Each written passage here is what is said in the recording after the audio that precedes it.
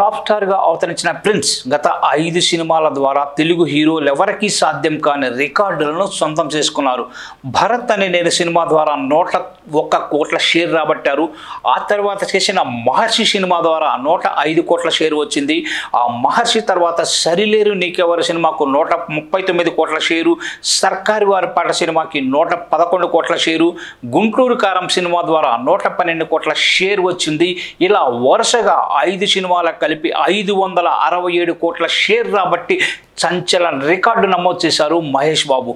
భరత్ అనే నేను, మహర్షి కాకుండా చివరి 3 సినిమాలు మహేష్ బాబు స్థాయి సినిమాలు కాకపోయినా ఆ సమయంలో అగ్ర దర్శకులు ఎవరు ఖాళీగా లేకపోవడంతో కొత్త దర్శకులతోనే సినిమాలు చేసి తనకున్న క్రేజ్ ద్వారా వాటిని సూపర్ హిట్లుగా మలిచారు మహేష్ బాబు. సర్కారు వారి పాటది యావరేజ్, గుంటూరు కారం ఫ్లాప్ అయినా వాటికి కూడా షేర్ వచ్చిందంటే మహేష్ బాబు క్రేజ్ తెలుగులో ఎలా ఉందో మనం అర్థం చేసుకోవచ్చు. తెలుగులో మరే హీరోకి ఈ రికార్డు సాధ్యం కాలేదు. ఇదంతా నాన్ బాహుబలి కేటగిరీలోనే.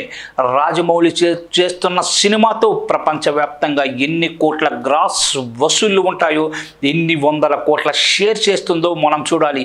ఈ సినిమాని పాన్ వరల్డ్ మూవీగా తెరకెక్కిస్తున్నారు. హాలీవుడ్లో కూడా భారీగా విడుదల చేయడానికి ప్లాన్ చేస్తున్నారు జక్కన్న. ఇక సూపర్ స్టార్ మహేష్ బాబు ఎన్ని అవకాశాలు వచ్చినా పాన్ ఇండియా సినిమాలు కానీ, హిందీలో సినిమాలు కానీ ఇంతవరకు అయితే చేయలేదు. తెలుగులో మాత్రమే చేయాలనుకున్నారు. అందుకు కట్టుబడే సినిమాలు చేసి సూపర్ స్టార్గా అవతరించారు. అయితే అలా అని రాజమౌళి లాంటి దర్శకులు ఒప్పుకోరుగా.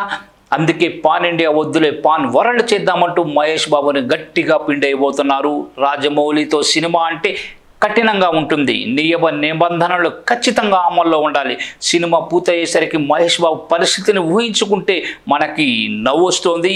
ఎన్ని సినిమాలు చేస్తున్నా, ఏ సినిమాలో విభిన్నంగా ఉండడానికి ప్రయత్నించినా ఒకే తరహా కనిపిస్తూ సినిమాలు చేస్తూ వస్తున్నారు మహేష్ బాబు. అందుకే రాజమౌళి మహేష్ బాబుని పూర్తిగా మార్చేయనున్నారు.